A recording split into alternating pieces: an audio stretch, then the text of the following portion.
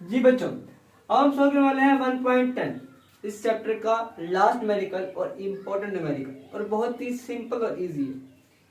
समझते सबसे पहले इसकी स्टेटमेंट को। डिमांड क्या करता है हमसे, हमने क्या मालूम करना है। A chocolate wrapper is 6.7 centimeter long and 5.4 centimeter width. Calculate area up to insignificant figures. हमने इसका एरिया मालूम करना है बच्चों। उसने आपको लंबाई दे दी है, आपके पास लंबाई L1 है 6.7 सेंटीमीटर, आपके पास चौड़ाई जो है L2 है 5.4 सेंटीमीटर।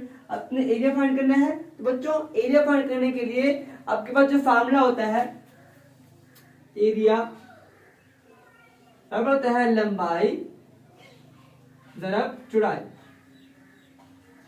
मतलब लेंथ मल्टीप्लाई विड्थ। ठीक है बच्चों, तो करेंगे उससे मल्टीप्लाई 6.7 5.4।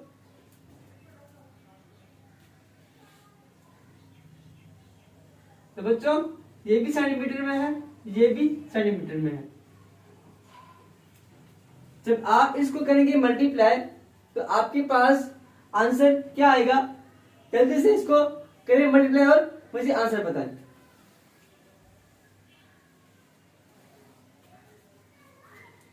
Six 6.7 multiply 5.4